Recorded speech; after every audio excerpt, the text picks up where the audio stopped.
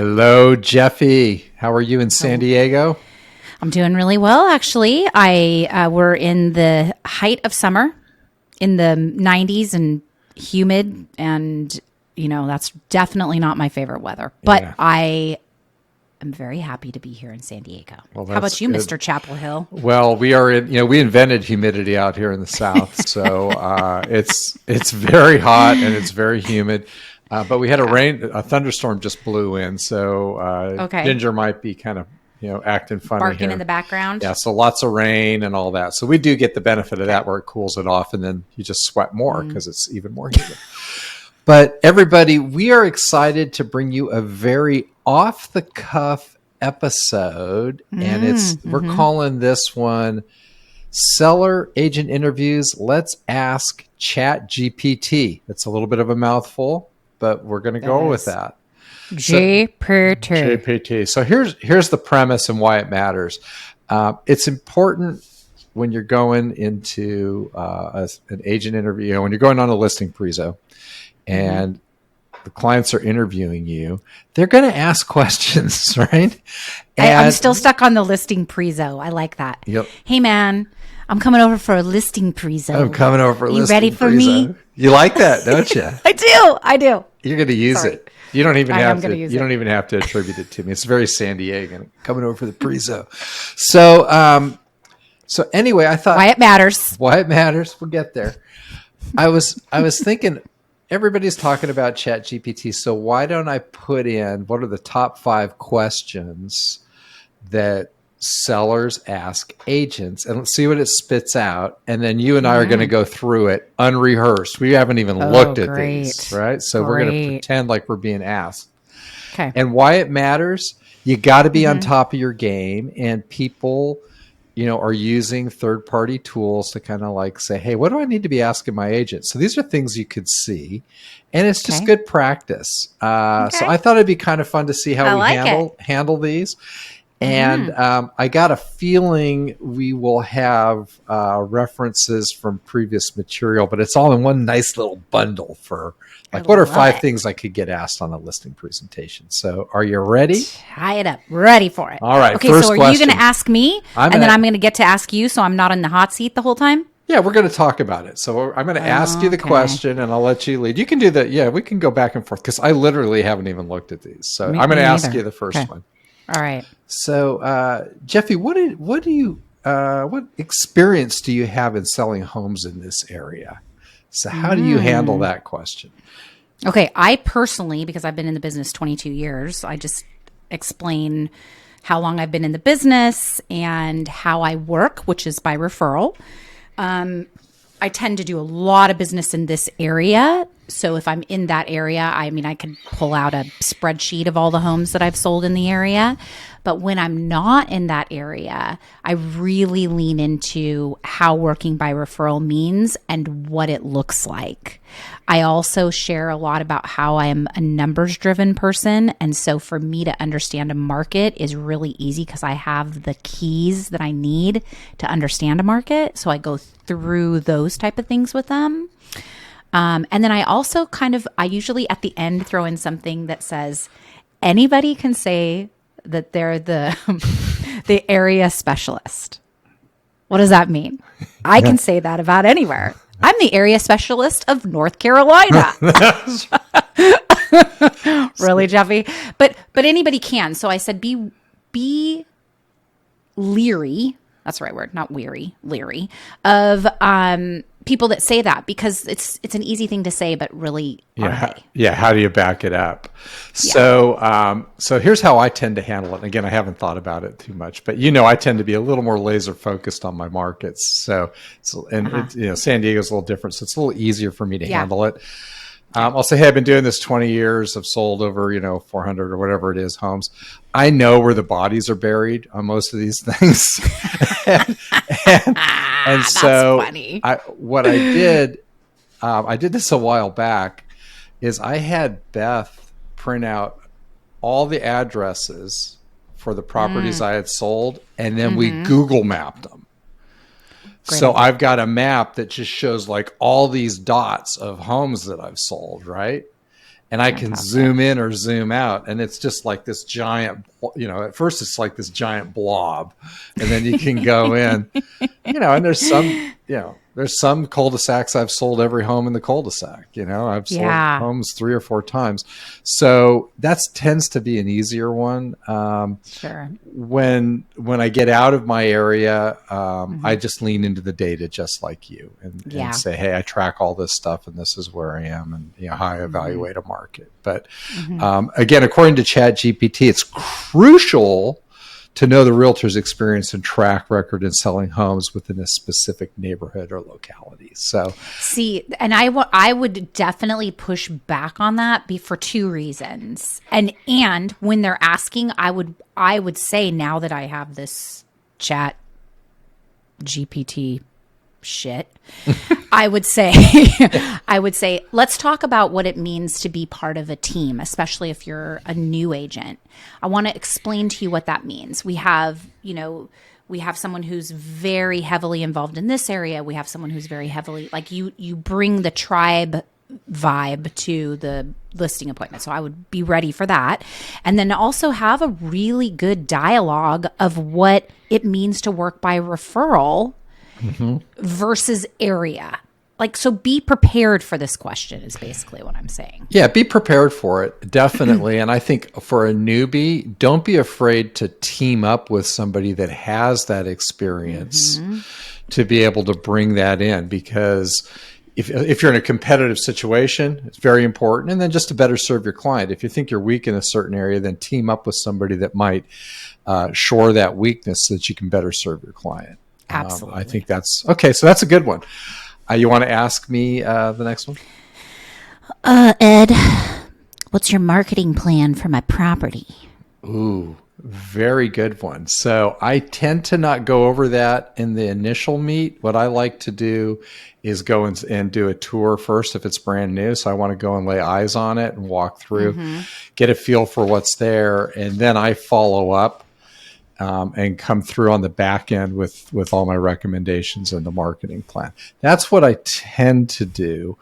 If it's a property I already know and I'm doing real well, then I'm going to lay through. We just talked about the last couple episodes, building the buzz. Hey, this is how we do it. This is how you market a property. The importance of nailing the price, creating the buzz, how we go about doing that, and laying all that steps out, setting the right expectations for when we might need to do price adjustments based on days on market, what's occurring, how we want to slot on the market with actives. That's how I do it. Tell me what you do. I say three things. Oh, I love it. Succinct. Let's hear it. Yeah, this is the first time you've said more. Well, I guess I'm more to the point, right? Yeah. But I say, okay, Mr. and Mrs. Seller, marketing plan is this: price, presentation, and photos. If you have those three in alignment, that's all you need. I love that. That's very me. I like that.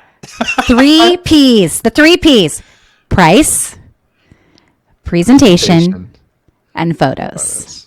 And then obviously I go deeper into those things. So I branch off of those three things, but I don't get it messy.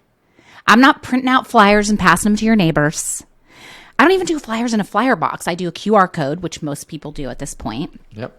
I do websites. That's the only difference. We don't do, do name writer, writer websites. Same thing. Those look really good, by the way. Yeah, that's super really sharp. But go ahead, continue. Super sharp, super clean. So, but the thing is that we all know, because right now I'm looking for property all over the U.S. So I'm constantly online. Your photos are what's going to stop me. Price and photos is what makes me take a pause. Mm-hmm. And to get the photo, you need the presentation. Yep. So whatever that means. Does it mean paint? Does it mean raking your yard? Does it mean getting rid of the dog smell? What does it mean? But those two things are the things that sell your home. I love it. And one of the ways I phrase that on the photos is I say, you need to remember that the first showing occurs online. Mm-hmm. People are evaluating your home based on the photos, and then they decide to book an appointment or have their agent do an online appointment, right? Or come to the I open love that. house. So the first showings occur online. And it's funny, I'm bringing 2 listings on as we speak, and I'm going through the photos, and I've got 60, and I'm curating those things down and getting them in the right order so they make sense and they're telling a story. You just don't throw the photos up. You've got to Yeah. do it the right Yeah, we have way. a podcast on that. We have Yeah. a whole podcast on the craziness of agents and they don't even look at the photos. They just freaking upload them. Yeah. And that's not how you do it. You have to curate them. And just because you have 60 doesn't mean it's better. I usually throw half of them out. Yeah, actually talking about that, this is a good thing to talk about too. From experience, I had a seller one time that got really upset that they didn't have more photos. And I had to explain why I don't do it that way and how that actually helps the consumer. You want to entice them to be there. You don't want to oversaturate them. You want to give them the story, but you don't want to show them the bathroom toilet. Right. Like there are things and that therein lies the trust that you have to build with your sellers is that, look, I do this all day, every day. Please trust me as to why I do these things. If for any reason it doesn't go the way I think it's going to go, then we'll put the 90 photos up there. Yeah. But you got to, you got to take them down. Okay. And I'm just looking to see what Chat GPT's comments were on this. It's understanding the realtor's marketing plan is essential. Ask about their strategies for showcasing the property to potential buyers, including online listings, professional photography, open houses, social media promotion, and other marketing plan. It's funny. All that they talked about there, they didn't mention the most important thing, price. I know. Well, computers are not as smart as we give them credit for. Right. But I think it is just interesting as people are listening and if they're using this tool. Of course they're using this tool, right? I mean, the buzz is around this tool. So they're doing it, but they're still missing the human element that we bring to a listing appointment, which is knowledge. Yes. While we're talking about that, and this is a complete side thing, how current do you think the data is in Chat GPT? What do you think the cutoff date is? Well, doesn't it pull from every piece of information that's been put in? That's what you think. But the cutoff date, now it may be just the free version, which is like what everybody uses, is September of 2021. Whoa, really? Yeah, Sam, my son, told me that. I'm like, really? And I went and looked when I was doing this. I was asking current questions, and it said we can't comment on current because our cutoff date is 2021. So it's like all this stuff. I mean, has the market changed a little bit in the last couple of years? Hell yeah. So I think that's very, very interesting. Yeah, that's crazy. Yeah.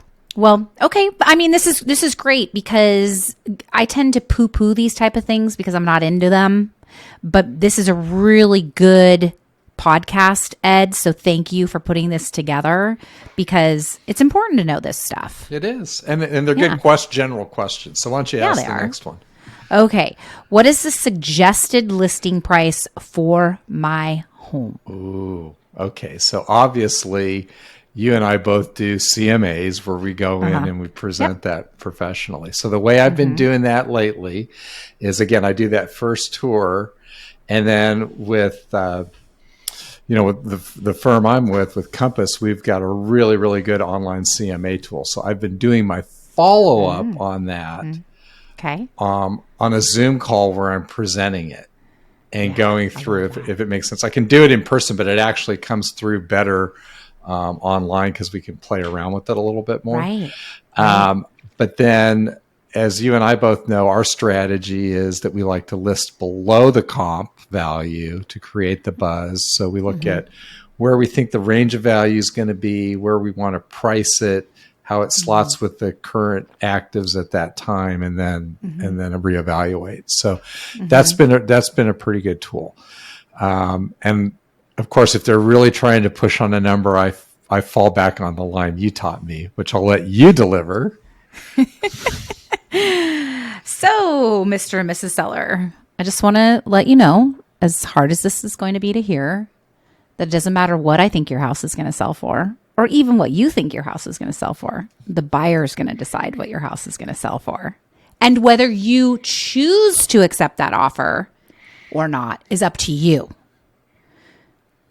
Yeah, that's right. Yeah. It's not me. Yeah. It's not you. It's the buyer. And Yes. the more traffic and buzz we can create, the more we can push that buyer price up. Yes, exactly. So you and I do our pricing very similarly. And the only thing I would say is a lot of times people really do want a number, like they want to be told a number. And years ago, I had an agent that I knew well, and he would give $100,000 spread.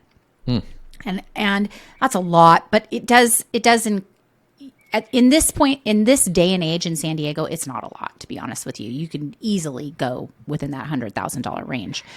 So I kind of followed suit with that, just to say worst case, middle of the road. Best case, and best case. And what that does is that, because we really don't know at this point, because supply and demand is so far off, it allows for conversation. And then I always really let the sellers know worst case scenario. Yeah. Right? Yeah. Because if you do that, it really does set a space for open conversation, open dialogue. Look, here we're sitting, and this is something that we talked about a little bit, but, and then it goes down the road. I think that as a young agent, young in years, not in age, but a young agent, I think I over-promised pricing, and that was based on stats. But every house is different. We don't really have track homes where I live.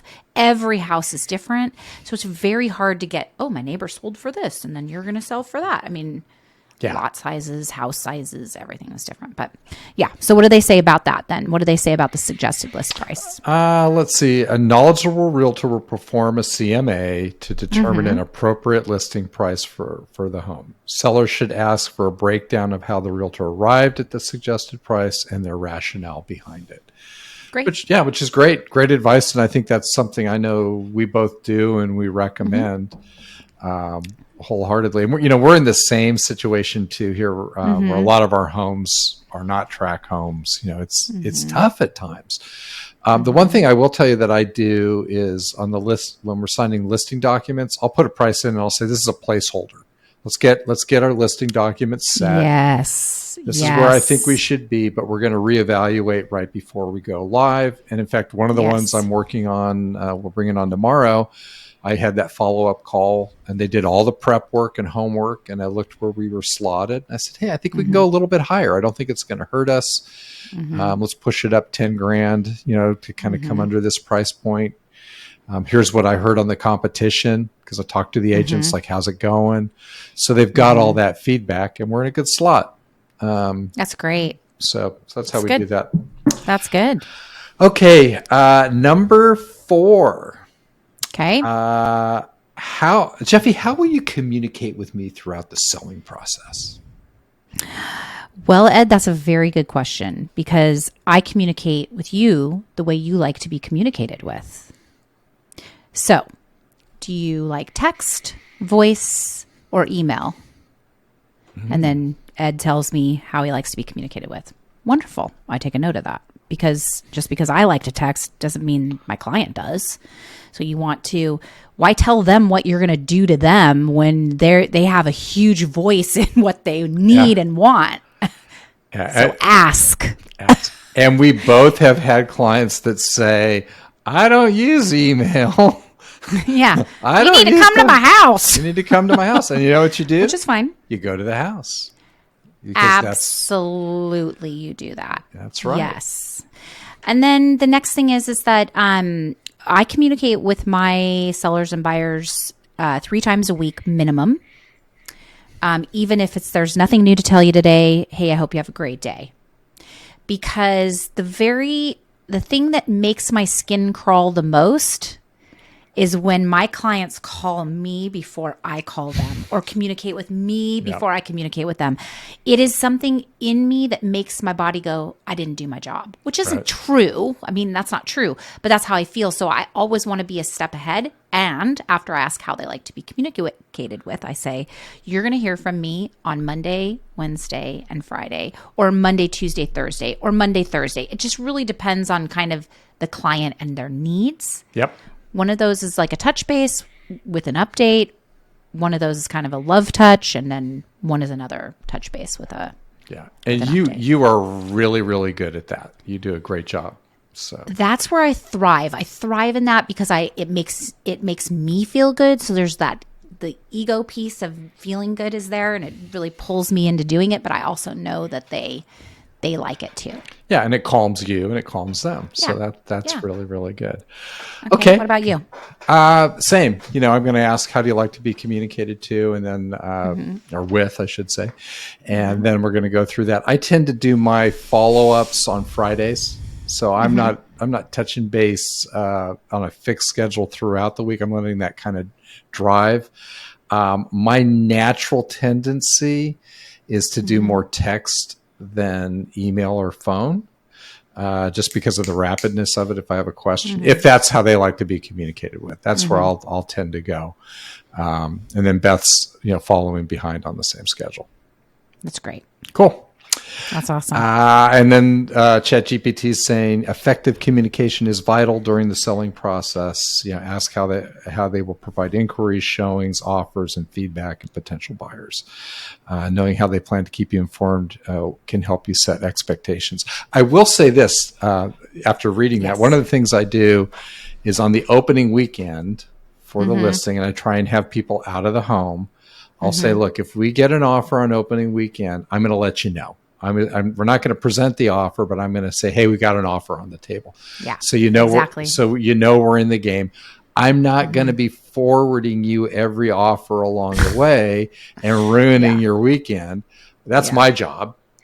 And then we're going to come by, we're going to set a deadline, and then we're going to do the Zoom review of all the offers, which I know you have embraced and loved. Yep. I love that, Ed. That is one of my favorite things because it's beautiful. You have everybody kind of in the same space, even though you're on the computer, and I can pull up comps. I can pull up their offers. I can pull up their addendums.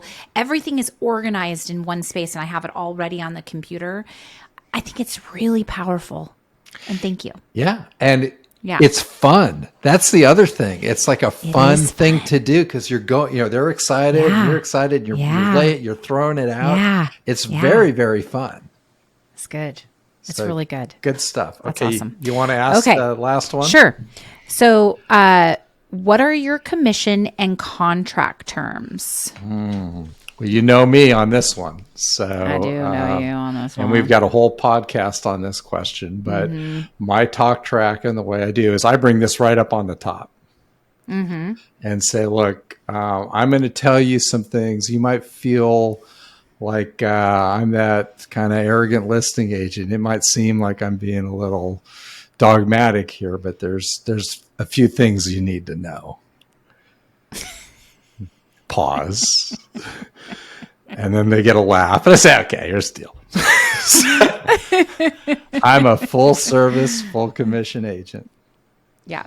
And I'll lay out based on the price, like what that is. Yeah. But I'm not your like 300 list it and take it away, dude. That's not what I am. And you're going to get incredible service. I'm going to ask you to prep the home and stage it and spend a little money and time doing that. Yeah. And I'm going to want you to price it a little bit under the market. And what's going to happen is we're going to create this beautiful buzz. And you know how this ends. So anyway, that's how I lay that puppy out. I love it.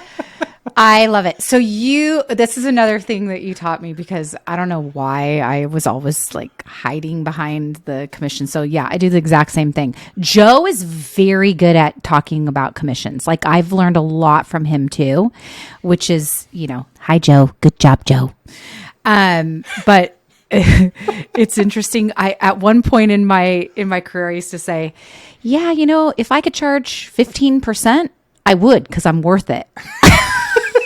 But the going rate is, X. I do want to say something, a really funny story. And after it flew out of my mouth, I was like, whoa, did I just say that? So Wait, I find that shocking. I want to hear the story, but I find that shocking. Go ahead. I want to hear the story. I had a seller, and I went on a listing appointment, and we were talking through everything. We talked about the commission, and he said to me, well, why shouldn't I just use a, discount broker? And they used a name, but I'm not going to use that name. And I said, well, let me put it this way. I eat that discount broker for lunch. True. And he looked at me, and I could see his face, his little eyeballs, and I'm all, look, when I walk into a house that X discount broker listed, I know I'm going to get a smoking frickin' deal, because they don't know what the hell is going on. I look at my clients and I smile and I think, ooh, we're going to get a good deal. We're going to get a good deal. That's right. Yeah. And he just started laughing, and I'm all, you get what you're paid for, man. I'm going to make you back what you're paying me. Double minimum. Just trust the process. Trust me in this process. If you're unhappy, let's talk about it. And I've said that before too. I've said, if you're unhappy at the end of this transaction and you feel that I was not worth what I charge, I'm 100% open to talking to you about it. Awesome. I've never had somebody go, yeah, you sucked, lady. Yeah, no, you're good. You sucked. You suck, lady. So that's 5, but they had a bonus question here they threw in for free, and I like it. Great. And and it's, can you provide references from past clients? Now, heck yeah, I can. Heck yeah, I can. So, and we both can do that, but I'll tell you how I like to handle this one. If somebody gave me this list, yeah, and went through it like this, and after we were done, I'd say, I love that list. That's great. I really appreciate you did your homework. But I think you missed the most important question. Oh. And it's really 3 questions wrapped into one. I said, when you're, and I've done this. I had a client that literally did a whole thing like this. They had a book, How to Sell My Home, and they went through all this stuff. And so.